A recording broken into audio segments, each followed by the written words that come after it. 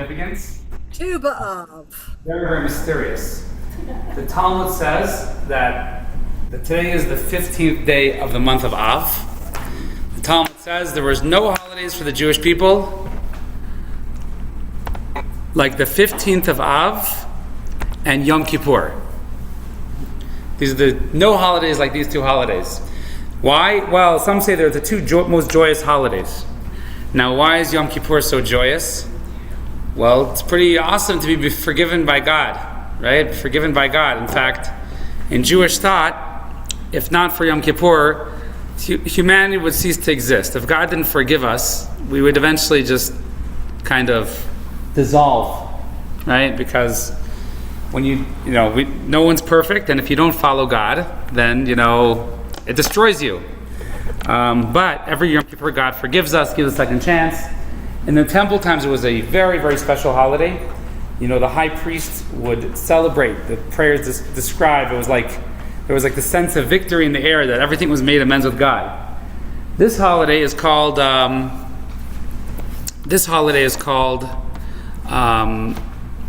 B'Av. Now, what happened Tu B'Av? So in the Talmud, it describes it was somewhat of a Jewish, like Sadie Hawkins day. The girls would go into the streets, and they would, and a lot of people get married. Till today, a lot of Jewish organizations, they have like a singles event today or around this time to commemorate it. However, the actual significance is quite spiritual. 9th of Av, which was last Thursday, is when both temples in Jerusalem were destroyed. Also, there's a lot of stories. The first story that happened on the 9th of Av was in the desert. The Jewish people would all die at age 60, right? Because the 20-year-olds were not allowed to go into Israel. So they would die at age 60. It was a decree. It was very, very sad. 60 is not so old, Now, what would they do? Every year, the 60-year-olds would dig their grave, and they would lie down in their grave on the 9th of Av. That was the sad day. And the next morning, they wouldn't wake up. Oh, welcome. So, anyways, they did this every year. You'd go, you'd dig your grave, and then you would go and you'd tell your children whatever blessings you want to tell them, and then you would lie down in the grave, and then you wouldn't wake up the next morning. That happened for 40 years in the desert. Until the last year, which they weren't really keeping track, they didn't know exactly when it was going to end. All the 60-year-olds, they went and they lied down in the grave. And they, or 60 plus, maybe, I'm not sure if everyone died every year, but you go the 9th of Av and you knew they lie down in their grave, and the next morning they all woke up. And then they said, well, maybe we got the date wrong. They didn't have calendars. The Jewish calendar is very complex. It's based on the moon, and it's based on testimony. It's not like nowadays it's mathematical because we don't have the temple in Jerusalem, but in the Bible, according to the Bible, the Jewish calendar is based on witnesses coming. It's a whole complicated thing. It's an unsteady calendar. The Jewish calendar is not really steady, not really consistent. So they said, maybe we got the day wrong. So the next day they lie down once again in the grave. Anyways, they woke up the next morning. And they said, well, maybe we're 2 days off. Maybe we're 2 days off. Anyways, the 15th of the month in the Jewish calendar is always a full moon. You can't mistake it. It's a full moon. Until then, you don't know. You're at 80% or 70%, 90%. You can mistake it. The moon looks different. Sometimes it looks bigger or smaller. But the full moon, you cannot mistake in that. So they woke up on the 15th of the month, and they looked at the sky, the night of the 15th, and they said, we for sure passed Tisha B'Av. We for sure passed the 9th of Av, and we didn't die. And must be the decree is over, and we get to be the oldest generation that gets to go into Israel. We're ready to go into Israel. So it was celebrated then. Now, throughout history, we find this lineup. 9th of Av is a very sad day. Actually, World War I started on the 9th of Av. And the 15th of Av is actually when there's a full moon, and Jewish people are compared to the moon. So Jewish people's cycle is up and down. We go through exiles, assimilation, all through different things. We come back. And the full moon is a commemoration that the third temple will be rebuilt. That the second temple was only destroyed because God wanted to build the third temple, which will be everlasting, and which will be the ultimate temple. And that's what Jewish people obviously are praying for. It's in all our prayers. We always pray that we'll return to Israel with the third temple.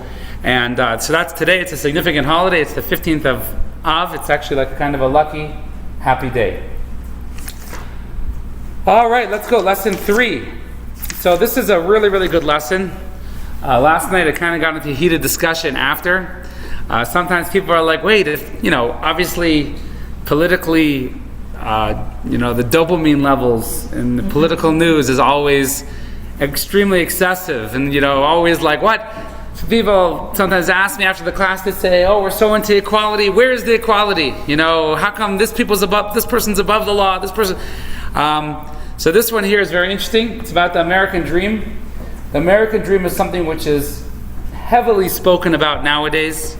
It comes in discussions of minimum wage, comes in discussions of housing, real estate, taxes, expenses, and it's a very, very common discussion. Also, it reaches into the discussion of equality, anti-Semitism, homophobia, Islamophobia, all these things, American dream, and that's what we're going to talk about today. It's a very, very good discussion, very interesting discussion. In the last couple of weeks, we talked about some key ideas, equality. We talked about the covenantal government system, the Bill of Rights. And this week, we're going to shift a little bit to the American dream, which is primarily revolves around the economy. The economy. So first of all, what does American dream mean to you? Exercise 3.1. I just want to get some ideas of what people think, so we're all on the same page here. Anyone want to shoot out? What does the American dream mean to you? Land of opportunity. Opportunity? Freedom. Freedom. Anyone else want to elaborate? Or Home ownership. home ownership, that's a big one. Your ability to achieve. Ability to achieve. Higher education. Higher education. All right, well, these are, what does American dream mean? That's what Google says. The American dream is the belief that anyone can achieve success through hard work. Anyone can choose success through hard work, regardless of their background. And achieving goals. Prosperity, better life through determination and initiative. All right, well, that's, I think everyone agrees on that, these ideas. So we're going to talk about the American dream today. We are going to see that, in fact, the American dream is something that we shouldn't take for granted. This lesson is called In God We Trust. You'll see why. Something we shouldn't take for granted, because in fact it is a very, very new radical concept in humanity relatively throughout history. Now, the American dream basically is equal opportunity for all. In most civilizations, people had status. And if you were born into a certain status, that is where you got to prosper, in the realms of that status, right? That's how throughout most of history, the vision, that's how dream was throughout most of history. If you were a nobleman, perhaps you got to own a lot of land. But in this world, in America, if you work hard and you're determined, you have the opportunities to grow. You're not stuck in a status. You have opportunity to get education or practice or whatever it is, investment. Everyone has equal opportunity in that context. Now, this American dream is rooted in the goals of the Pilgrims. They came to a new country. They wanted to start new. They were sick of different powers of abuse in the old country. And but the term American dream is actually not so old. It's from 1931, during the Great Depression. So we're going to read text 1, and we'll start in the back over there. Sandy, if you want to start text 1 on page 59. American opportunity. The American dream is that dream of a land in which life should be better and richer and fuller for everyone, with opportunity for each according to ability or achievement. It is not a dream of motor cars and high wages merely, but a dream of social order, in which each man and each woman shall be able to attain to the fullest stature of which they are innately capable, and be recognized by others for what they are, regardless of the fortuitous circumstances of birth or position. So this is, this sums up the concept of American dream when the term was first introduced. Now, the societal order of the American dream is that everybody has the opportunity. You're not stuck, you're not rooted in your family constraints or family nobility. Now, this was quite radical for most civilizations throughout history. There was nobility, there were classes of nobility, and if you were born into a noble family, then you would be able to advance in that nobility. Even if you were a really bad guy, or really a negligent person, or a really irresponsible person, untalented. In America, you have the ability to go and expose your talents, nurture them, grow in the direction you want, make investments, take risks, and this is the American dream that we talk about. Now, someone mentioned American dream, home ownership. So home ownership, in fact, is a central idea which has always been discussed in the American dream. We know from the olden days, everyone wanted a home with a white picket fence, a place that you could live, a place that would belong to you. Belong to you. Now, this was extremely radical in America.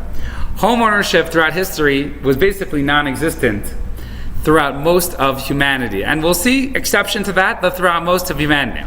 Now, home ownership, in fact, it gives people the ability for self-sufficiency, stability and permanence, owning a piece of the world. Owning a piece of the world.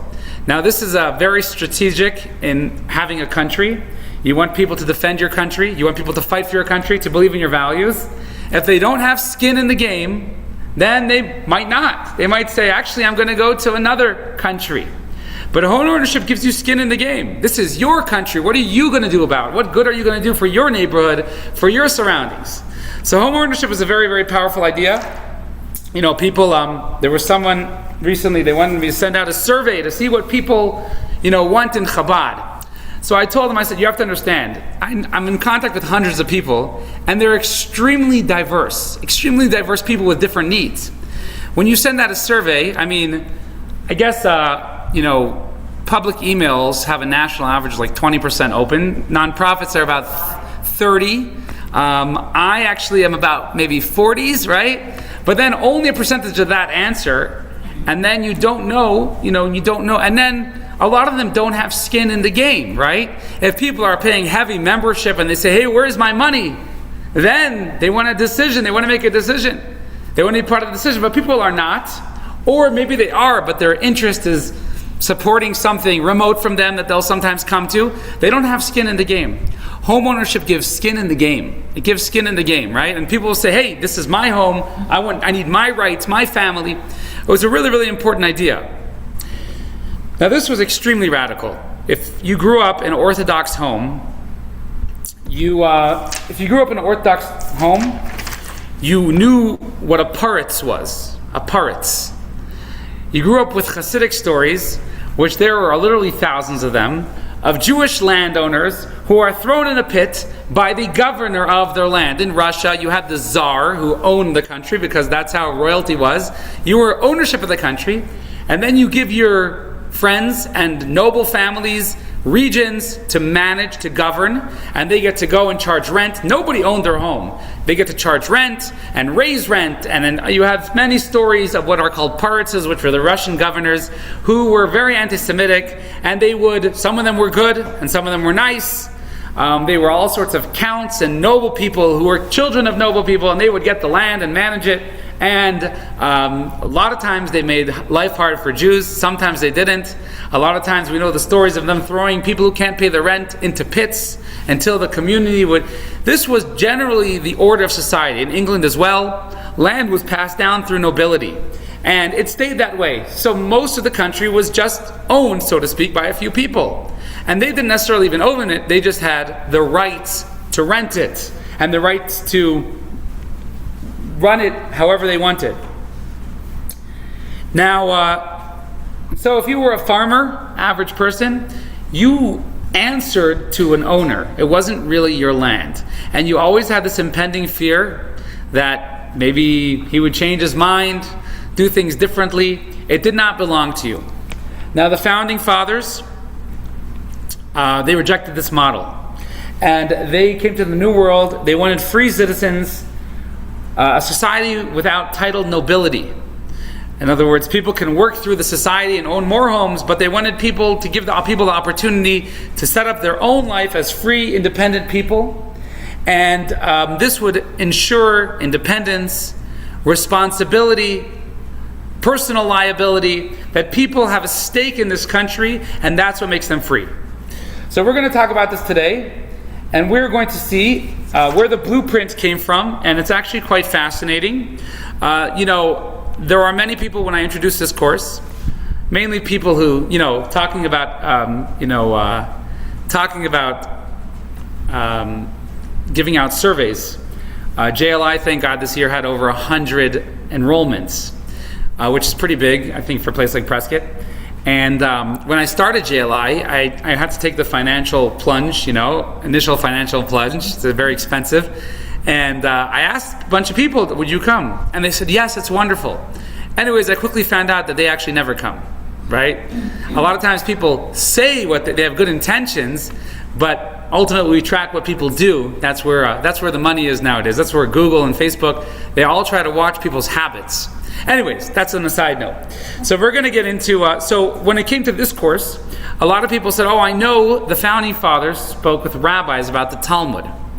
Now, my father is a professional historian. He has a PhD in history. And he said there's no actual record of that, about them talking with rabbis about the Talmud. We did introduce the letter to the synagogue in Newport, Rhode Island, to Rabbi Moshe Seixas, where Rabbi Moshe Seixas does introduce some concepts of George Washington. But generally speaking, I think, and I was just talking to my father last night, that although the founding fathers did not talk to rabbis in the Talmud, the broken telephone of that is, as we'll see, they based a lot of the country on different scholars who did have some references to the Jewish tradition, the Midrash and the Talmud. They did have some relationship. There were famous rabbis. We spoke about one I mentioned last week. Menashe ben Israel was a famous rabbi in the times of John Locke in the 1600s. The sources today seem to be that they had some knowledge. There's the Bible, but the Bible does not give all the information. In fact, it gives very little of the information when you're trying to paint the Jewish picture. Much of it is Jewish tradition, which is recorded in the Talmud and Midrash, and the Bible kind of gives the skeleton. They always say, and the Bible is kind of like you come to a lecture, and sometimes the lecturer gives notes out. And people come home and they say, it's okay, I don't need the lecture, I'll just read the notes. Now, the notes are oftentimes just like a skeleton, just to reference what he's saying, not to bore people too much, right? So you look in the notes once in a while, but they're not actually what he's saying. So the Torah is kind of like the footnotes, and the Talmud is kind of like the actual description. So we're going to see some things today that seemingly are sourced in different Talmudic literature, although not by the founding fathers, but by the origins of where they're getting their philosophies. So to discover that, we're going to jump into the Torah and see how the Torah views the land of Israel. So just for reference, after 40 years in the desert, the Jewish people finally entered Israel with Joshua. After many years of war, they finally conquered the land. However, before Moses died, God already in the Torah divides the land amongst the Jewish people. And that's where we're going to go. That's the verse here. If you want to start, text 2, Sandy. The total number of the children of Israel was 601,730. God said to Moses, "The land is to be allotted among them as an inheritance based on the number of names. To a larger tribe give a larger inheritance, and to a smaller tribe a smaller one. Each should be given an inheritance according to their number." Okay, so this is how they worked it. They know they're going into the land of Israel. And actually the Torah says they divided it in multiple ways, ultimately following the Choshen. The Choshen was the breastplate of the high priest. He was the one who, God said, this piece of land for this tribe, this piece of land for this tribe. It came through divine origin because they wanted to make sure that everyone understood that it was God's will who would get which piece of land, because Israel's a very diverse land and not all land is equal. So they divided amongst the tribes divided amongst the families, and the families are divided amongst their children, right? And their children, families of people who left Egypt, that's how it was divided, and then their children divide that land amongst their children. And that's how the land was divided. We know in the Torah there was one guy who died. His name was Slavchad. He had 5 daughters. So just to give context of how it worked, they came to Moses and they said, our dad died, so the inheritance is going to go to his brothers, but we want to share the land of Israel. So Moses said, okay, let me speak to God. And God said, in fact, daughters inherit. However, the story doesn't end there. The tribe of these daughters said, one second. These daughters are going to marry whoever they want to marry, right? As long as they're Jewish. And what's going to happen is the land from our tribe is going to go to those families. We want them to make sure that they only are allowed to marry in our tribe. So Moses said, okay. He agreed to that, and they married in the tribe, and they kept the land in the tribe. So the land is divided amongst the Jewish people. Now what happened is people fall on hard times. Ultimately, God decides who's successful and who's not. The economy is always spinning. Laws are always changing. All sorts of variables always change in business. And ultimately what would happen is there would be, the initial distribution of wealth would erode. Right? And people would say, I need to eat, my family needs to eat. The only thing left that we have, which land in the Torah is, I guess, the biggest source of the economy, we have to sell our land. It's unfortunate to sell our land. And that's what people would need to do. And the Torah knew that people would go into hard times. So the Torah addressed this, that over time the initial distribution would erode. So what does the Torah say? Text 3. We'll go text 3. I want to read text 3 on page 62. Yeah. The land must not be sold permanently, because the land belongs to me, and you reside in my land as sojourners. Throughout the land that you hold as a possession, you must provide for the redemption of the land. If your fellow becomes poor and sells some of his inherited property, his redeemer, a relative, should come forth and redeem his relative's sale. If there is no one to redeem it for him, but he later gains sufficient means to redeem it himself, he shall calculate the value of the years for which the land had been sold and refund the balance to the man to whom he sold it. He can then return to his inheritance. But if he cannot afford to repay the buyer, what was sold shall remain in the buyer's possession until the Jubilee year. Then, in the Jubilee year, the land shall revert to the possession of its ancestral owner. So here the Torah says, when you have land, ultimately the land is God, and God divided it amongst the people. So when you sell your land, point number 1, and don't worry, the buyers knew this, if at any time your relatives, so let's say you had some bad years of crops and you go into debt, you made all the investment to grow grapes and it didn't work out, and now you need to sell your land, your relatives could redeem it for you. They could come together and redeem it for you.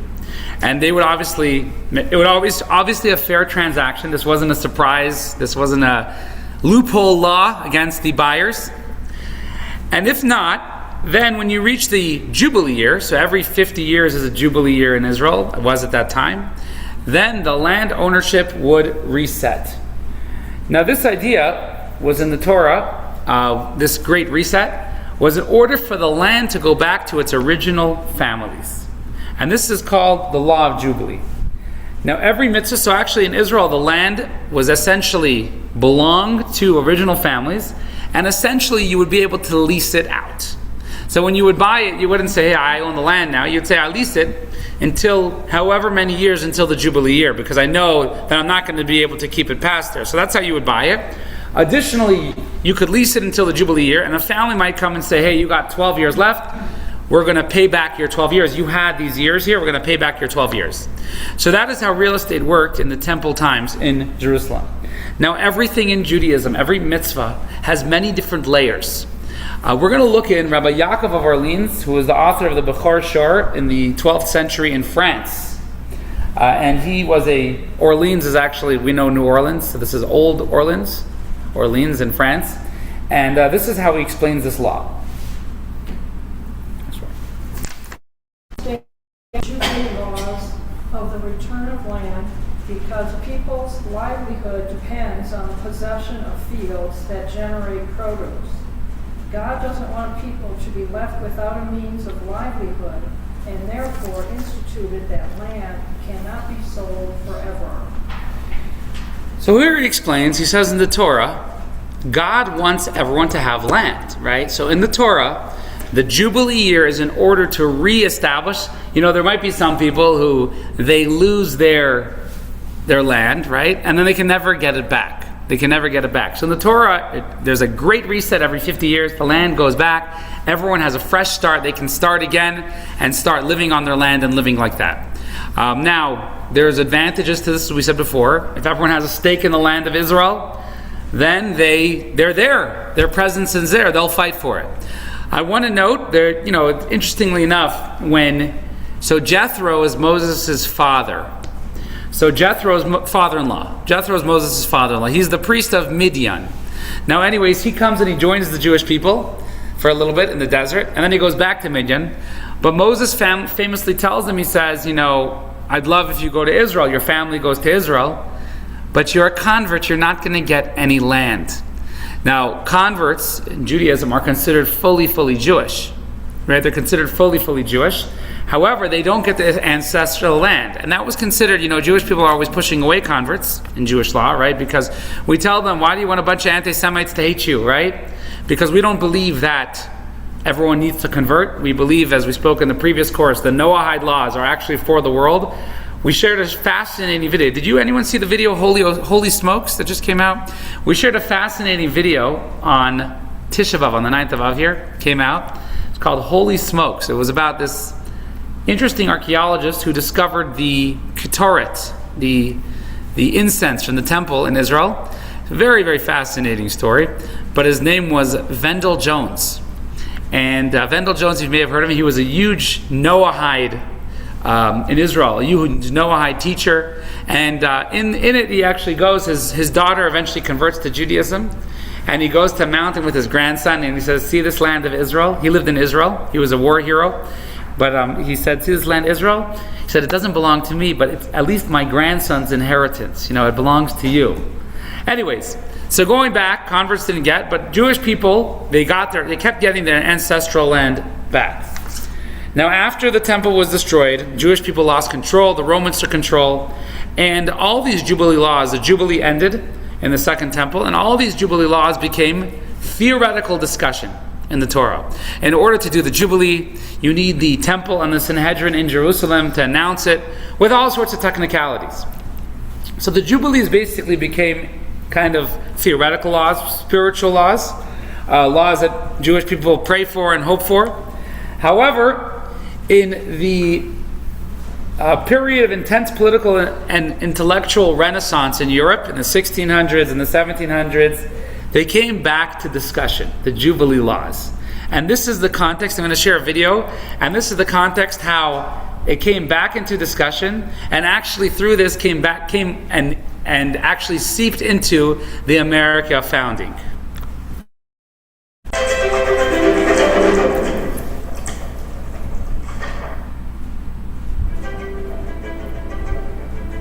Petrus Cannaeus was a late 16th and early 17th century Dutch Christian scholar who mastered Hebrew and studied Tanakh, Talmud, and Maimonides. He concluded that neither Athens nor Rome offered the model for an ideal society. Only the original Jewish, Torah-based kingdom did. In his book, The Hebrew Republic, he highlighted the Torah's law of Yovel, the Jubilee. This was a land system designed to make sure that every family retained a lasting connection to property and economic opportunity. He saw it as the answer to the growing inequality of his age, which he believed threatened political collapse. His warning was clear. When the wealthy push the poor off their lands, society creates enemies from within. The poor become desperate, the rich become resented, and eventually revolution becomes almost inevitable. Cannaeus' message was revolutionary.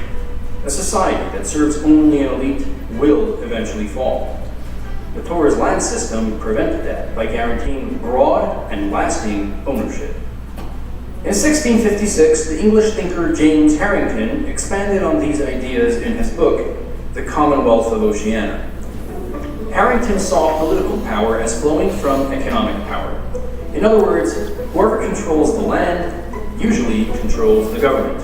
So, if land is concentrated in the hands of a few wealthy families, the result will be oligarchy and unrest. But if land is spread broadly among many small landowners, the republic remains stable.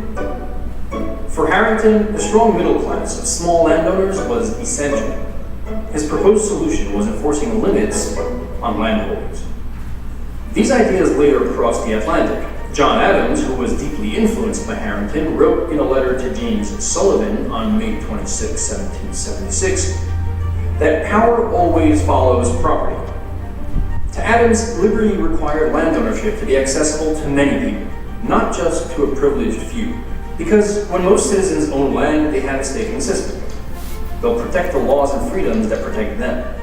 But unlike the earlier writers, America's founders had the chance to actually put this ideal into practice. They considered two paths. Harrington had imagined forced limits on land accumulation, but history shows that forced redistribution can become destructive. Thomas Jefferson championed a more peaceful path, legal reforms that would gradually break up giant inherited estates. In Virginia, Jefferson helped abolish two legal tools that had kept land and power concentrated in the hands of a permanent aristocracy. One was entail. Entail prevented landowners from selling or dividing certain estates, forcing them to pass the land on intact. The other was primogeniture. Under primogeniture, the entire estate usually went to the firstborn son. Together, these laws kept giant estates locked in the hands of a few families, generation after generation. Jefferson set out to break that system. Years later, in an 1813 letter to John Adams, Jefferson explained that the laws passed after independence laid the axe to the root of pseudo-aristocracy. By ending entail and primogeniture, land could be divided, inherited more broadly, sold more freely, and circulated through society.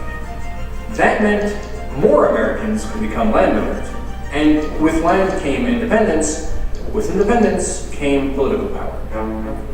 Inspired by the Torah's vision of broad land distribution, these ideas helped shape what became the American dream. Real opportunity, independence earned through effort, and a future not fixed by birth. The ideal of widespread homeownership took root first and strongest in the United States, the first non-Jewish republic to weave key Torah-inspired principles into its foundation.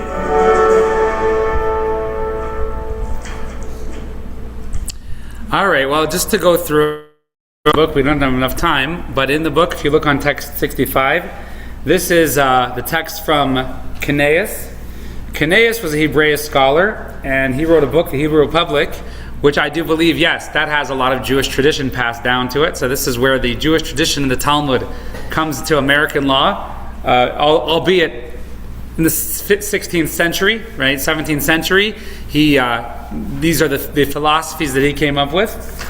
Then we have the book, The Commonwealth of Oceania, figure 3.1, and that is the book from Harrington, which the laws in America from John Adams were based on. We have the letter of John Adams to James Sullivan on text 6, and Thomas Jefferson, letter quoted there on text 7. So just to go through, so we got the Jubilee Law. Now the Jubilee Law, it really in the Torah means every 50 years the land is released. We don't have anything like that in America right now. People are always, in Chabad here, they're always talking about the Great Reset or whatever that means to them, but that's not the Jubilee Law. Jubilee Law is simply symbolic to making sure that people get land. People have the opportunity to own land, because there are benefits in people having independent opportunity to be independent and have their land. That came into agrarian law of Cineas, and then Harrington expounded on it in England, and talked about how, once people have the power of land, then that creates enemies from within. That's what he says there. And then finally that came to the founding fathers, who developed the idea of property rights in order to take the qualities in these previous generational discussions. So we mentioned the laws of entails. The land can't be transferred out of the family's possession. And primogeniture, inheritance, always goes after the firstborn sons. Now in America, Thomas Jefferson said, we're going to follow the Jubilee principle, which the Jubilee principle is not that it's returned, but it's that in fact people can own land. People can have land. There's a value in having separate families own land versus like a few noble families and a few aristocrats controlling the whole country. So this idea is very, very based on a lot of Jewish a lot of Jewish philosophy and a lot of different laws and ideas from the Torah. Any questions before we go on? All right, well, to go on this, a lot of people last night, they said, well, how come this country is buying out so much of America? And how come these rich people are buying all the houses here? And how come this doesn't seem to be working here anymore? The tax laws are so high in some states, it feels like you don't even own property, and you don't own mineral rights, and you don't own this, and you don't own that. Well, the answer is that, just like we mentioned last week, this is a new country. Someone asked me last week, and I mentioned it. The previous Lubavitcher Rebbe came out of communist Russia. So they asked him, and he came to America. They said, what is better, capitalism or socialism? So he said, anything good in capitalism and in socialism is from the Torah. The Torah has perfect ways of living. Anything bad is from human greed. So he noted that capitalism has a lot of imperfections, and socialism has a lot of imperfections. Right? They have a lot of imperfections. In fact, that's why in society, generationally, we keep wanting to switch back and forth, right? So many people want to be capitalists, and the next generation wants to be socialist. We keep switching back and forth. So we're going to get into a different idea now, which is also grounded very much in America, and very much in living through maybe the disadvantages of society. You know, whenever you have a good system, you always have people with greed who try to take advantage of it. We all know, different lawyers try different things. It's literally their business sometimes. So we're going to talk about, we said in Torah there's many, many different layers on every law. And now we're going to talk about another layer of the laws of Jubilee, which are also very related to the United States of America's values. So we're going to go text 8 on page 70. Okay. Under divine ownership? Yes. One of the simple reasons for this commandment is that God wanted to underline for his people the principle that everything is his, and in the end, everything will return to the one to whom he wished to give it from the outset. For the land is God's, as the verse states, for all the land is mine. Leviticus. So the Chinuch, the author of this, is actually an anonymous person. We don't know who he is. He was a rabbi, but his book has always been well respected from his times. He was one of the Monei HaMitzvahs. So the Torah has 613 mitzvahs, and but it doesn't say do this, do this, do this, do this.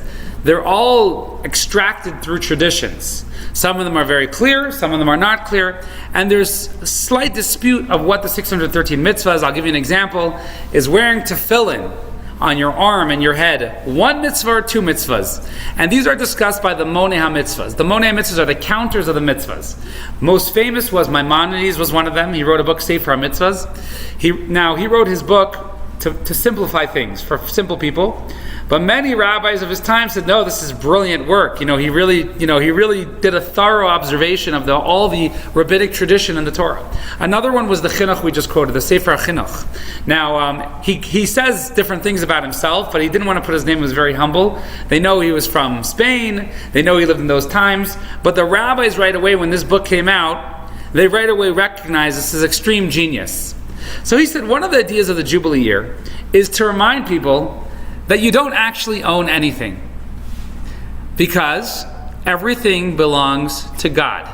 You don't own anything because everything belongs to God. So you're super successful, you just bought the whole country, and then at the end of 50 years it goes back to everybody who it belonged to. And this is an idea that God wanted to ingrain in society. He wanted to ingrain in society that humans don't have ownership. God has ownership. God owns everything. It's all God's. And this would give people the humility to be honest in their business. To remember, I make a gain, but it's not really mine. There's a famous rabbi online. He's the most famous rabbi on YouTube. His name is Rabbi Manis Friedman. So his thing that he's always screaming is how God needs you, and humans have no needs. So people say, what do you mean? I need to eat. He said, why do you need to eat? Because I need to survive. Why do you need to survive? Because I'm alive. Well, why are you alive? Because I was born. Why do you need to be born? You didn't ask to be born. You didn't choose to be born. So why do you need to be born? The answer is you don't. You don't need to be born. God needs you to be born. God needs you to be born, and that's the only reason why you were born. God needs you to be born. So why are you here today? Because God needs you to be here today. So our lives, if it revolves around that, we follow God, right? Because I don't need to eat. I could die. We don't need to survive. We're only surviving because God needs us to be here. So my need to survive is not my need, it's God's need. Well, then we have all these mitzvahs. Let's do it the way God needs us to do it. Let's do it the way God tells us to do it. Eat kosher or whatever it is. We'll survive in the way God wants because we don't have an essential need. If you take God out of society, if you murder somebody, it's the same thing as like cracking a rock, right? It's just something from evolution that grew. There's no rights to it, right? It just ended up here. But when God is in society, there's purpose. So the Jubilee year reminds us that everything goes back to God. Everything goes back to God. Whatever business dealings you're going through, ultimately, they are God's. They're for God. Now, I just took some coins out of our pocket. Anyone know the only things that it says on every currency? In God we trust is on every type of currency. Every type of currency. Anyone know anything else? Just let's see if anyone else knows something. There's features on a lot of bills. All right, United States of America is on every single type of currency. E pluribus unum is only on some bills. It's only on dollar bills and coins. There are all sorts of different things. The seal is only on certain bills. But the one thing that's on every dollar bill, two things, is United States of America and in God we trust. In God we trust. And you can look, last night I was actually looking, I took out some coins, I had some bills in my pocket, I probably do, but I think everybody trusts me, right? It says in God we trust. Now that's really, really interesting. Really, really interesting history. A couple years ago, I was visiting a Jew in Prescott, and someone told me about it. So someone told me about this Jewish guy, and I went to go visit him, and he said, oh, well, I really don't believe in God. So I told him, I said, well, in America, it's on all our currency. And he said, oh, that's only from like 1933 or something like that. And so back then, we had our phones, we didn't have AI, but we had Google. And I said, no, in fact, it's not. Historically, it's not.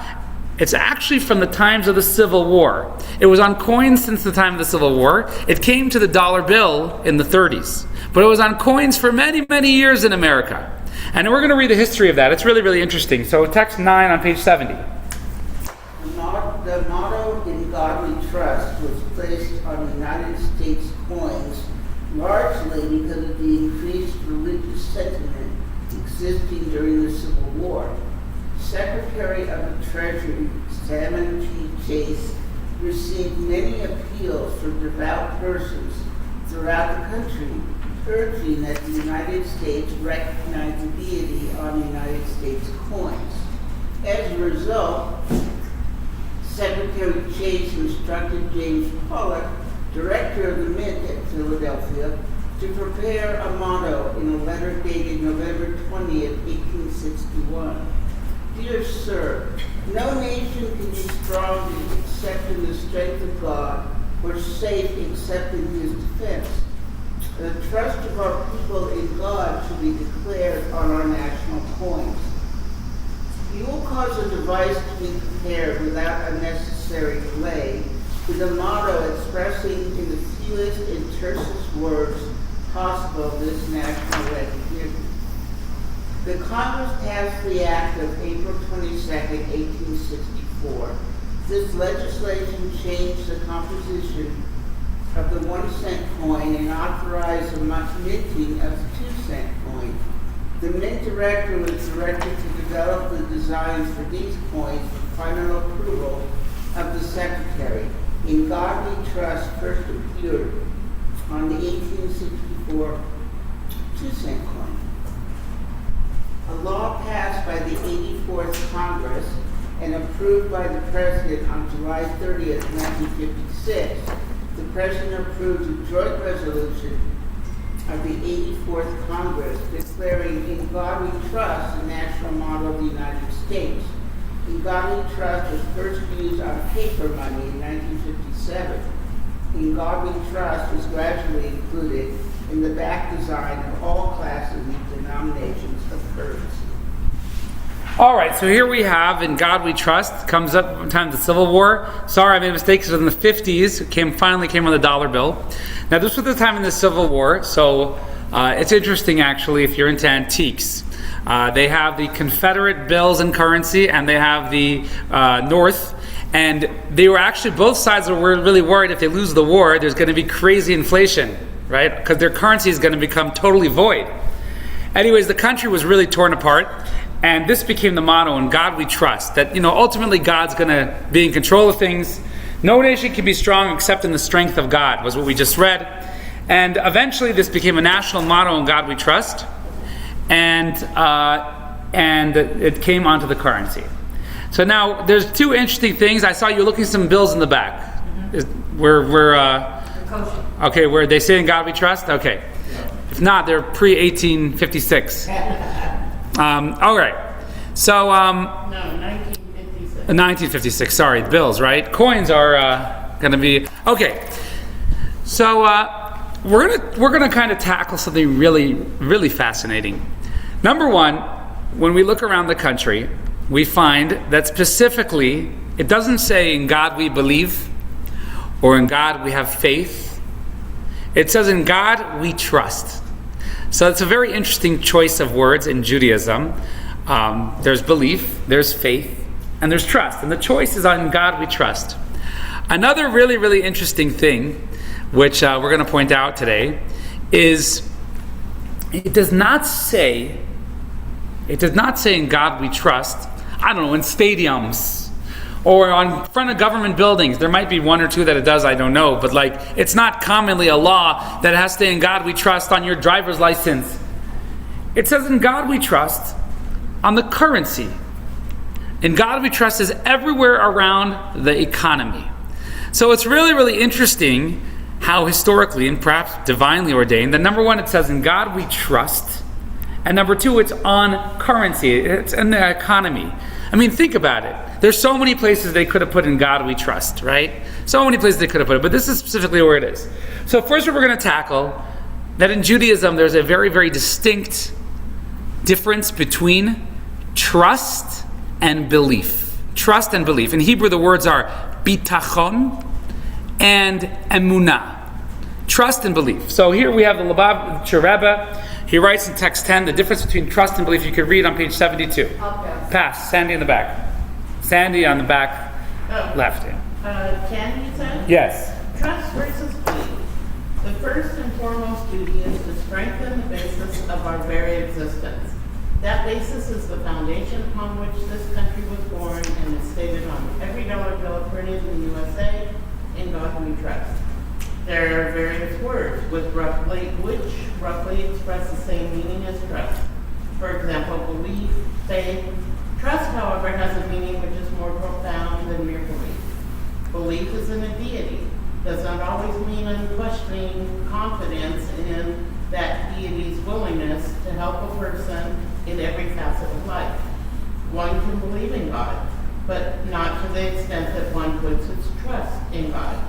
As in the business world, where assets are given to another to be held in trust, so too our faith in God must be to the extent that we trust in Him. We believe that God is not some remote being removed and aloof from His creations, but that every detail of our lives can be safely entrusted to God. So let's talk about the difference between belief and trust. So the Talmud says, what does a thief do before he steals? What does he do? Trust he's going to get away with it. He says, God, please help me to be successful. God, please help me be successful. 1 second. Does he believe in God? Yeah, apparently so. He believes in God. The problem is he doesn't trust in God. Believe in God means believing God exists. If you believe God exists, that doesn't mean you live with God on a daily basis. That doesn't mean God is central in your life. That doesn't mean God's watching over you. That doesn't mean you're accountable to God. Believing in God just means you know there's a God, right? So believing in God is abstract, and it doesn't drive action. Now this is actually a very, very powerful idea, because believing in God is actually not so hard. Most people just do it automatically. Trust in God is actually quite difficult. My wife actually every Monday has a class for women on the Gates of Trust. The Gates of Trust is a famous book by Bachya ibn Pekuda, who was a rabbi in Saragossa in the 11th century. And it's a long book explaining how to trust in God. Now when you read the book, you realize that trust in God is actually a life's work. Many people believe in God. Many Jews believe in God. But trusting in God means knowing that God's going to take care of you. So let's get in the thief's head right here. The thief's head right here. We say, he says, God, please help me. We say, 1 second, you believe in God? If you believe in God, you shouldn't steal. What do you think he's going to say back? Do you think he's stealing for fun? He's stealing because he's probably stealing something that he doesn't have, right? Probably fair to say. There are some thieves who maybe they do, maybe they have greed, but what if he's stealing food so he can survive for his family, right? So he's going to say, I'm sorry, I have to steal. Otherwise my kids are going to die from starvation. What would we tell him? Find another way. We would tell him, God doesn't want you to steal. God doesn't want you to steal, right? But how am I going to eat? The same God that doesn't want you to steal is the God that's going to find a way to provide for you. This God is that's called trust. Trusting is trusting that God is going to provide. He's going to take care. You don't need to do the wrong thing, so God is going to take care. Now, I meet a lot of different types of Jews. Most Jews believe in God. But trusting in God means I can do all the mitzvahs of God, because God's going to take care. I'm not going to lose anything by doing the mitzvahs. If I need to buy kosher food because it's too expensive, God's going to provide the money for it. Now, trust is a difficult thing because you get tested a lot when you're trusting. Now, the word in Hebrew for trust is bitachon. Bitachon actually means security. When you go to Israel and they need security, they say bitachon, right? Trust means security. What's the security of trust? God is going to take care. If you don't think God is going to take care, well then you believe in God, but you believe He's abstract, He's remote, He's not involved, right? That's called faith in God, emunah. You believe God exists, but where's God? Trust in God is you know and you believe God is here with you. And if you follow Him, He's going to take care of you. He's not leaving go of you. So you go to this thief. And actually in Hasidism it says Jewish people are all thieves in some way because they believe in God, but they don't necessarily trust. Now trust is very, very difficult because trust is constantly testing and putting your trust in God. We all trust different things. Everyone has trust. A lot of us trust our savings. We trust finances. We trust our shelter. We trust our country. Human beings are dependent creatures. We have to trust other things. We have to trust things to survive. We have to trust that farms are going to grow the vegetables to give us nutrition, right? What Judaism demands is that we place our trust in God. God's going to take care. The Baal Shem Tov, the first Hasidic Rebbe, every night before he go to sleep, he would give all his money away to charity. People need it. What are you going to do tomorrow? What do you mean, what am I going to do? God's going to provide. God's going to keep me alive. I'm putting my trust in God. So when we tell this thief there's a God, it's not enough for him to believe in God. He has to trust in God. If he trusts in God, he'll be active. God is active. God's going to take care of me. Right? God's going to take care of me. It might not be easy.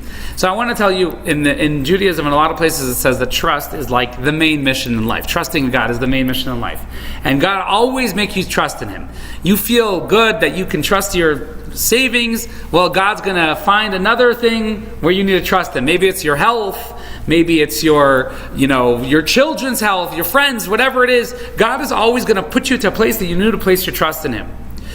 So trusting in God is active. And it's unquestioning confidence that God's going to take care. It might not look like you want it to look. Life might not look like you want it to look. But God's there with you. He's giving you a mission and He's going to take care of you. Now I want to just know one more thing in the Gates of Trust. Actually, it says a really interesting thing. It says God wants to make everybody very, very rich. He wants everyone to be exceedingly wealthy. Why doesn't he do it? It's very simple. When people don't have money, they say, God, I need help. How am I going to pay for the kids' college or the house or the this or the that, whatever, Then when people get a lot of money, the nature of people is like, their heart is at ease. I'm relaxed, right? What about God? You still asking God for your needs? Nah, I'm okay. I got everything I need. God wants us ultimately to realize that even when we have abundance, who's it for? Who does it belong to? It belongs to Him. So when we have abundance and we're giving charity properly and we're tithing and we're doing all those things, God says, I like this. This is a good investment over here. If I give Him more, He's going to help society more. But if He just feels like when He gets money, He just feels like He can relax and retire and not do anything, well, He's not really a good investment. Now this is what trust is. Trust means knowing that God is with you. What you do matters, and He's going to take care of you. He's going to take care of the situation. He's the one who's going to make sure everything is going to be okay.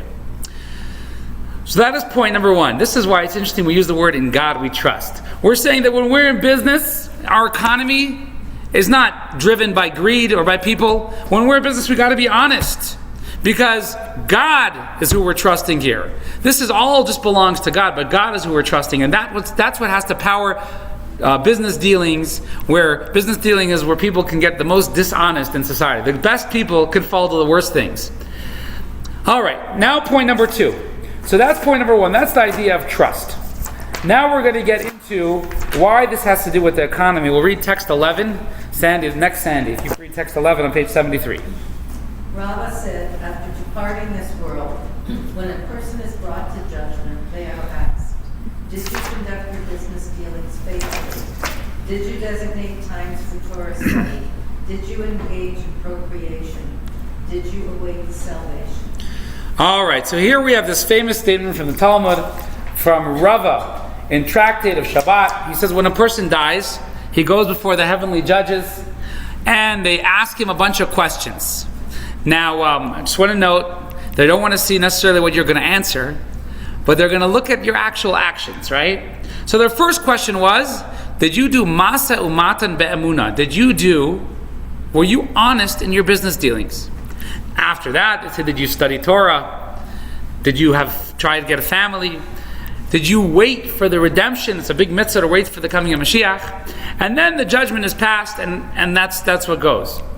Now, the commentaries ask, they say, why is business the first question that's asked? Why is the first question if you're honest in business? Now, I want to give you an example of being honest in business. In the Code of Jewish Law, it says that, what does it mean someone who's honest in business? Does anyone here ever do sales? So if you're in sales, you get something for wholesale, and then you need to get a profit. Now, a lot of people are going to come and say, they're going to try and figure out what your wholesale is, right? Because they want to know how much profit you're making.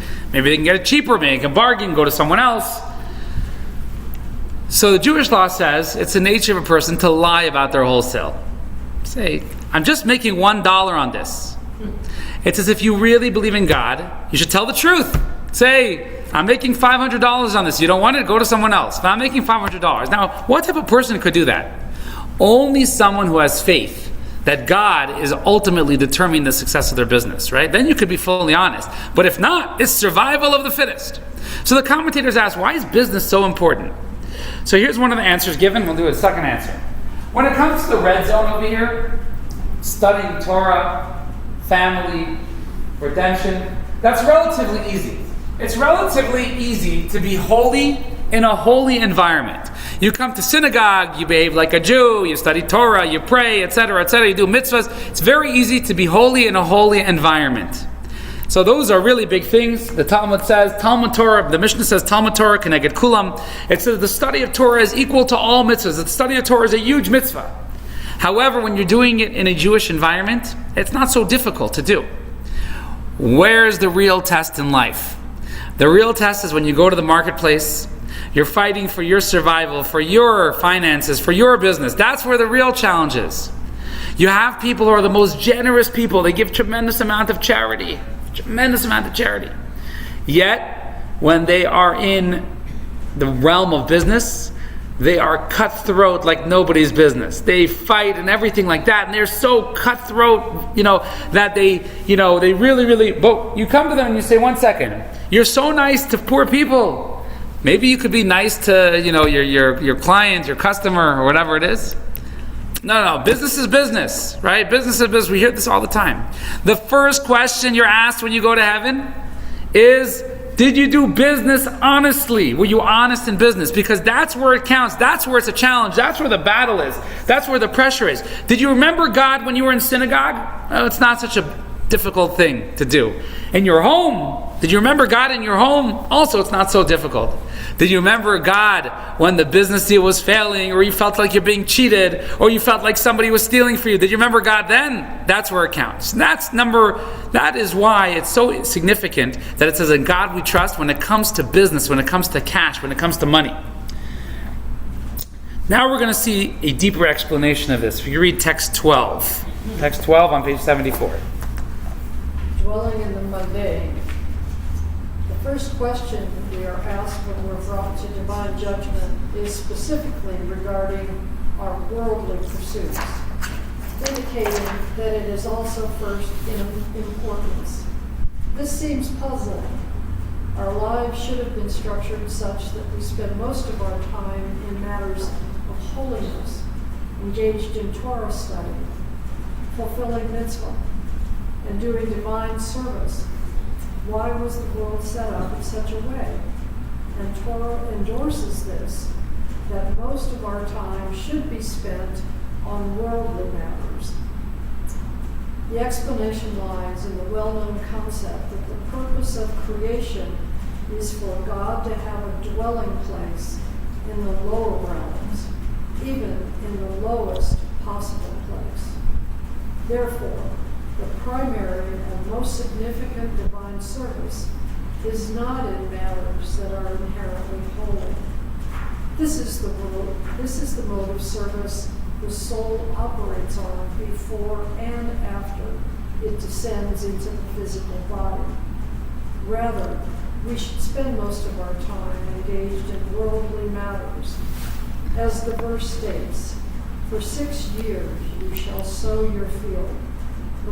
Leviticus 25, verse 3. Even in the field, the lowest place, we must integrate holiness and godliness, making it a dwelling place for God in the lower realms. All right, this is a really deep idea. Let me summarize it a little bit. So we spoke about how nobody here, to my knowledge, asked to be born. Right? Nobody, right? Nobody asked to be born. You're just born. You pop out. You're born. You don't. And human nature is, we think that we're all entitled, but really, if you think about it, we're not. So the question is, why were we born? Why were we born? This is a famous philosophical question that most people don't think about.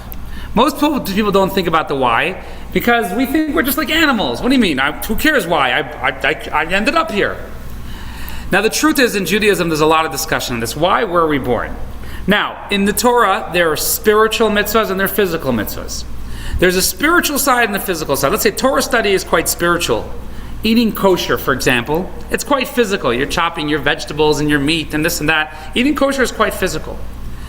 So now, the truth is before you were born, your soul had way more spiritual capabilities. Number one, your soul is eternal. Your soul is eternal. It's spiritual. It doesn't eat food. It doesn't have physical, mortal disadvantages. If you think about it, food is a really big hang-up, right? If you didn't have to eat food, you'd be able to accomplish way more in your life, right? Here we are as human beings, eating food, getting stomach aches, going to the bathroom. It's pretty difficult. It's a difficult life. If we could cut that out, I know we like good taste and everything like that, but if we cut that out, we could focus much more on spirituality. The reason is because God put us here. That's why. Why did God put us here? Because God knew we were spiritual creatures. He knew before we were born we could do a better job being a spiritual creature. However, God wanted us to live lives which would infuse the physical creation with spiritual energy. And that's what human beings' purpose is in the world. Our purpose is not to survive. Our purpose is to infuse the world with God, bring spirituality of God into the world. How do we do that? Well, there are many, many different ways, but almost every mitzvah has a physical side. So when you eat something and it's not kosher, you're just surviving. But when you eat something and it's kosher and you make a blessing before, you are taking your spiritual soul and investing it in the physical creation. So this is why God made us mortal. Being mortal is pretty bad, right? Being mortal is pretty bad. You die. Well, you know what it's like not to be mortal? Anyone know? Your soul knows. You don't remember. But being mortal for the soul, it's like, come on, man. Got all these disturbances, all these distractions in life. The soul gets to just pray to God and connect with God. It's the greatest joy. When you become mortal, you start bringing spirituality and transforming your life. That's what being mortal is about. That's what being human is about. That's what living in the world is about. This is why God created the universe. God created the universe for us to transform it to become a spiritual place. Bring our soul here. Bring God here. This transformation was what life's all about. So here you come. Somebody dies. You go up to heaven. They don't say, how spiritual were you? Now you're just a soul. You no longer have a body. Now you're more spiritual than you ever were while you were alive. Before you were born, you were even more spiritual. They don't say how spiritual were you. They don't ask that. They ask that second question. It's good to be spiritual in this world. It's a challenge.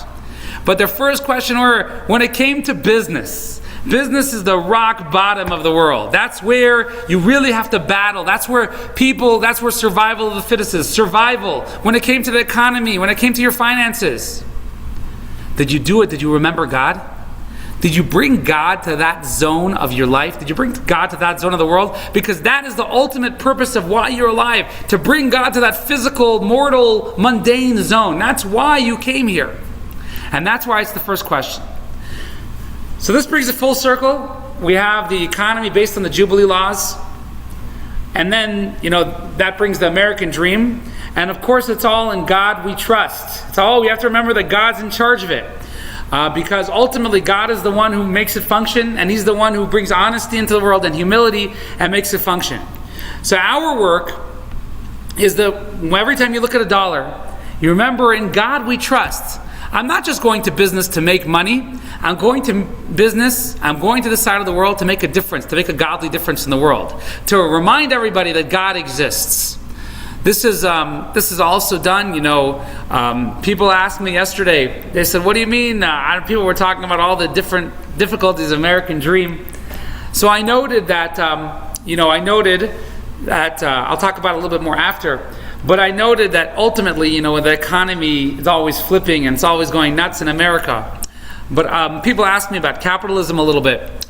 Ultimately, what will actually fix the economy will be when there is a strong sense of kindness in the world. When people are giving a lot of charity, and we create a charity stream in the world, because when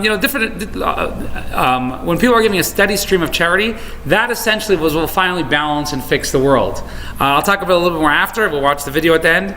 But the lesson from here is to always remember that God is part of all your business dealings.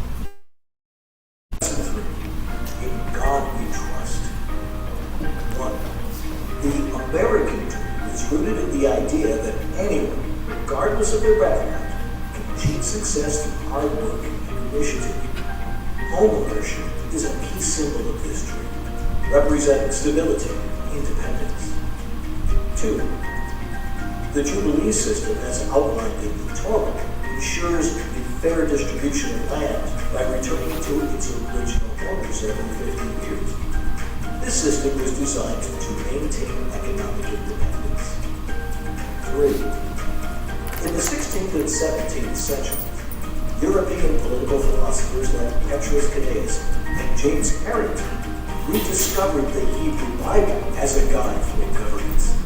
They argued that a law promoting widespread land ownership was essential for a stable and free republic. 4. To facilitate widespread land ownership, the founding fathers of the United States abolished legal mechanisms that concentrated land in the hands of the aristocracy and instead promoted the free sale of land to all citizens. 5. The spiritual essence of the Jubilee Law is the understanding that God is the true owner of the land. This concept is reflected in America's national motto, "In God We Trust," which expresses an unwavering belief that God's involvement in every aspect of life. 6. The true test of trust in God comes in our everyday actions, particularly in business. Conducting business with honesty, integrity, shows that our trust in God guides all areas of life, including mundane pursuits. 7. America's adoption of "In God We Trust" on its currency highlights the country's embrace of fundamental Jewish values. All right, thank you very much. Any questions? I'd like to make a statement. Sure. You know, capitalism, the way it's often described,